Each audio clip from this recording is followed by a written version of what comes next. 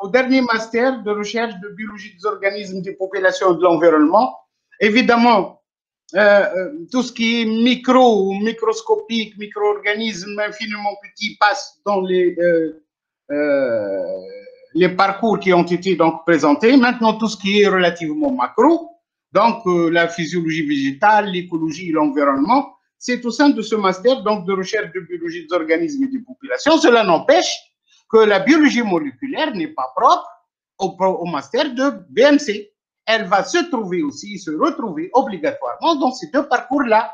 On ne peut pas aujourd'hui faire de la physiologie du stress, faire de la physiologie végétale, comprendre les mécanismes de métabolisme, comprendre les cycles, etc. à l'intérieur des plantes, sans connaître de la biologie moléculaire.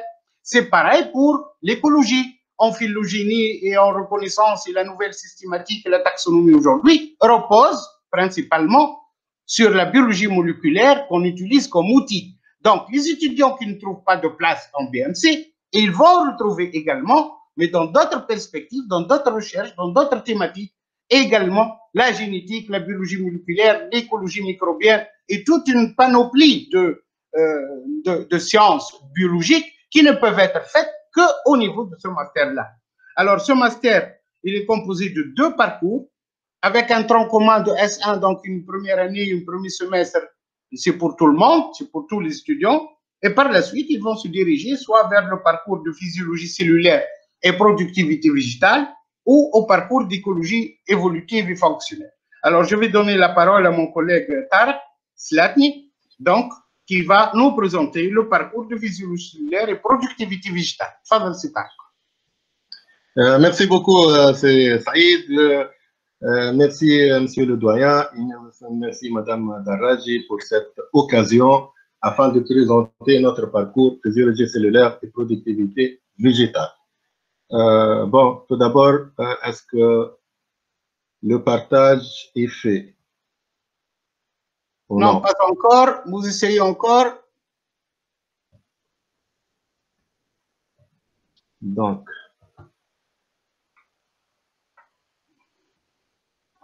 c'est bon. Voilà, c'est bon. En cours, c'est bon. OK.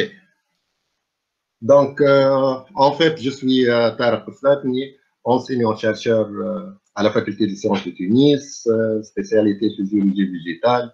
Et je suis chargé de présenter le parcours physiologie cellulaire productivité végétale de master de recherche biologie des organismes de population et d'environnement. Bon, je m'adresse à tout le monde, mais bien sûr aux étudiants de la faculté ou bien hors la faculté de sciences, pour dire que ce master biologie des organismes de population et d'environnement comporte deux parcours, comme l'a dit M. Mira. L'écologie évolutive et fonctionnelle sera présentée par M. Saïd Mira, le directeur du département.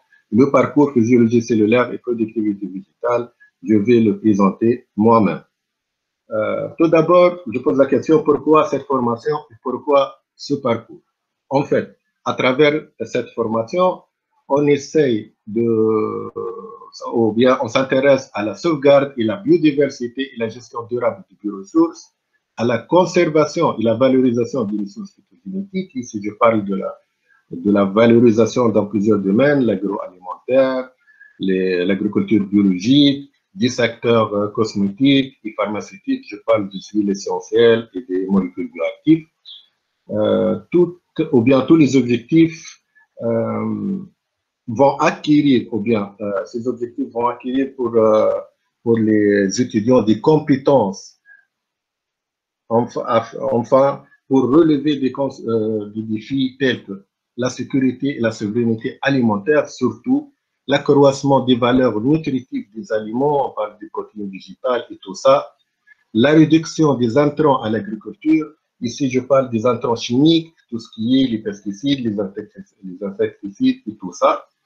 Aussi, la réhabilitation des zones marginales abondantes, c'est une voie très promoteuse pour augmenter la productivité végétale dans ces zones marginales abondantes.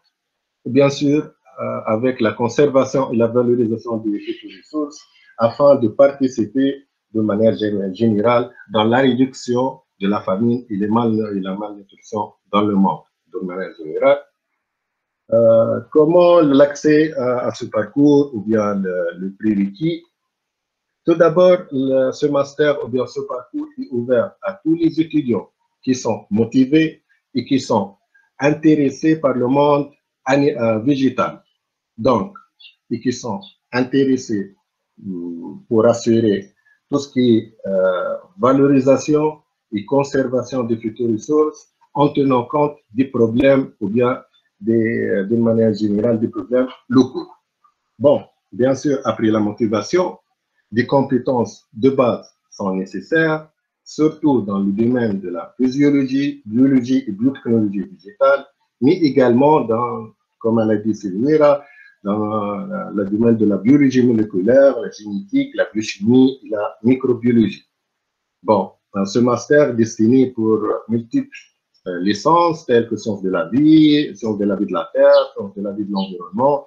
Prochainement, Inch'Allah, la chimie biologie, la biotechnologie et même des licences appliquées, mais bien sûr avec des pourcentages adéquats.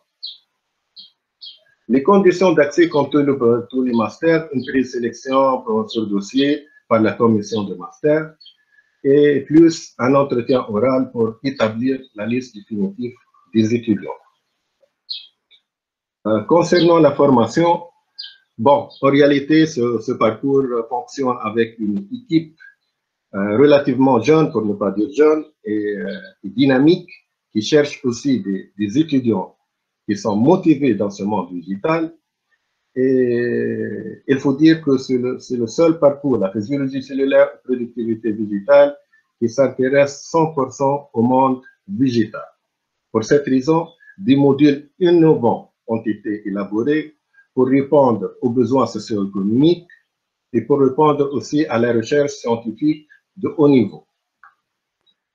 Tout d'abord, le tronc commun, première année en ASA, c'est un tronc commun entre les deux parcours, l'écologie évolutive et fonctionnelle, et la physiologie cellulaire et la productivité végétale, avec une unité transversale de statistiques et scientifiques nécessaires pour la formation, l'écologie, l'analyse de la biodiversité, la biologie et évolution des populations, et aussi une unité optionnelle. Bon, ça dépend du parcours ici. Pour le parcours physiologie cellulaire et productivité végétale, deux modules, la bioproduction végétale et conservation de semences, et la voie métabolique chez les végétaux.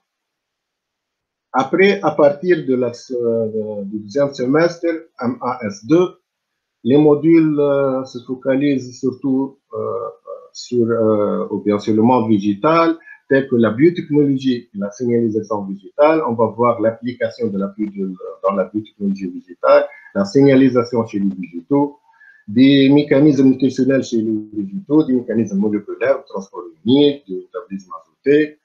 On va voir aussi la phytopathologie et la valorisation des macromycètes. Ici, la phytopathologie, on va étudier toutes les maladies qui affectent les plantes, les maladies virales, bactériennes, fongiques, etc. Et on cherche des solutions, des luttes contre ces maladies. À part des modules optionnels tels que le protéine végétale et le bilan de carbone. En M2, ou bien le semestre 3, c'est toujours unité transversale pour la biostatistique, bioinformatique et l'anglais. C'est nécessaire toujours pour notre formation et pour toutes les formations, bien toutes les formations. L'interaction plante-rhizosphère, on va voir l'amélioration des plantes par des rhizobactéries. Ici, on va parler des PGPL, les micro-organismes promoteurs de la croissance végétale. Aussi de la biomédiation, on va chercher des solutions des techniques biologiques pour remédier le sol, ou bien l'eau, ou bien autre, telles que la phytorémédiation. Des mécanismes de réponse des plantes aux contraintes environnementales, on va voir les réponses des plantes vis-à-vis des problèmes majeurs de notre pays, ou bien à l'échelle internationale, sur la salinité, la sécheresse, la lumière, etc. La régulation du métabolisme secondaire, et on va voir la régulation hormonale, c'est-à-dire on va étudier les hormones végétales et les molécules bioactives et activités biologiques. Donc, c'est un secteur très important ici. On va toucher le secteur cosmétique, pharmaceutique à travers les molécules bioactives. Également avec les stress oxydatifs chez les plantes et d'autres modules optionnels qui vont être définis après.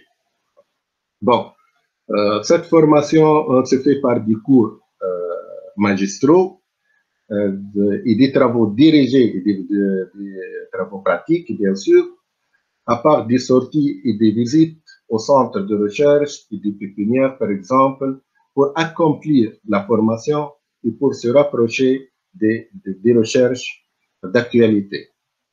À part ces sorties, il y aura aussi des séminaires et des journées scientifiques pour cette formation qui seront animés par l'équipe pédagogique et qui seront animés aussi par des spécialistes ou bien des experts de cette spécialité et aussi animés par les étudiants. Oui, bien entendu, les étudiants de ce parcours ont la possibilité d'animer les journées scientifiques. Concernant les stages de recherche, les stages de recherche s'effectueront au sein des unités de laboratoire de recherche à la faculté, principalement à la faculté de sciences de Tunis, mais aussi chez d'autres structures de recherche telles que le CBDC, les RAT, l'INGREF, la Banque nationale des jeunes, etc. Au cours de ces stages ou bien de ces formations, stages de recherche ou bien stages de fin d'études, plusieurs disciplines et plusieurs outils vont être utilisés par les étudiants, à savoir, par exemple, en biotechnologie, la biologie cellulaire, la biologie moléculaire, la génétique, les cultures in vitro, vont utiliser aussi la phytopathologie, la physiologie, la microbiologie aussi, l'interaction plante-micro-organisme, l'analyse biochimique et tout ce qui est pratique culturelle, expérimentation au champ. Et n'oubliez pas tout ce qui est le traitement de l'information par la biostatistique et la bioinformatique. Donc, c'est pour cela, c'est un parcours très intéressant et il est multidisciplinaire. Et je veux dire que ne ratez pas ce parcours pour les étudiants. J'avais le droit de dire, bien sûr. Donc, c'est un parcours très intéressant. Le nombre des étudiants sera autour de 15 à 20 par parcours. Quant aux perspectives professionnelles, ce parcours garantit aux étudiants des compétences recherchées par le secteur privé et le secteur public et il permettra aux étudiants de s'intégrer à des domaines en agriculture biologique, l'agroalimentaire, le secteur cosmétique pharmaceutique, l'installation de pépinières et tout ce qui est environnemental. Et à part ça, les étudiants ont la possibilité d'initier et d'installer leurs propres projets dans ces domaines. En plus, le secteur public peut absorber aussi les étudiants de ce parcours dans des laboratoires de recherche, la Banque nationale des jeunes, l'Agence nationale de protection de l'environnement, l'Agence nationale de de promotion de la recherche scientifique, etc. À part ça, les étudiants ont la possibilité, bien sûr, de poursuivre leur étude en préparant une thèse de doctorat et d'arracher ou bien d'arracher après des postes d'enseignement, que ce soit pour le secteur privé ou bien pour le secteur public. Bon, voilà, c'est plus ou moins les informations nécessaires pour avoir une idée claire sur ce parcours. Vous pouvez bien sûr visiter le site web de la Faculté de sciences de Tunis et nous contacter sur les emails. Je suis à votre disposition, Tarek Slatni, ou bien aussi Madame la coordinatrice de ce parcours, Madame Hela Ben Ahmed. À la fin, je remercie tout le monde, bien sûr, pour votre attention. Et pour les étudiants, je dis que je vous attends à ce parcours physiologie cellulaire, productivité digitale, de master, biologie des organismes, de population et d'environnement. Vous êtes les bienvenus, bien sûr. Et merci pour votre attention une autre fois. Et je cède la parole à M. Enouira. Merci, Sitar, pour cette présentation. J'attire l'attention, moi aussi, des étudiants que, malheureusement, je remarque en tant que directeur de département que le domaine des plantes attire moins nos étudiants par rapport au monde animal ou aux problèmes de santé humaine, etc. Mais cela n'empêche que l'avenir de l'humanité et notamment dans les pays arides comme notre pays, les pays arides et chauds, dans les pays sous-développés où on a des problèmes de nutrition, on a des problèmes d'alimentation, on a des problèmes de manque de bioressources végétales surtout, on ne peut pas vivre sans plantes, on ne peut pas vivre sans végétaux, on ne peut pas vivre sans oxygène, on ne peut pas vivre sans la productivité végétale. Le problème du blé, le problème de maïs, le problème de l'olivier, le problème de palmier en Tunisie, les menaces qui pèsent sur nos plantes, sur nos agricultures, etc., ça demande véritablement de recherche pertinente dans ce domaine. Je rappelle que l'année dernière, le prix de président de la République, même un prix international africain, a été attribué au laboratoire de physiologie végétale de Bourg Sedria. À l'origine, ce sont nos étudiants. Ce sont les étudiants de ce master qui vont faire la recherche à Bourg Sedria et qui ont abouti à ces prix internationaux et à cette distinction internationale. C'est pour cela que j'invite les étudiants à faire très attention dans leur choix. Et ceux qui sont passionnés par ce domaine-là et qui veulent faire véritablement une carrière, de bien vouloir donc regarder de près les programmes et de choisir ce parcours. Je vais terminer.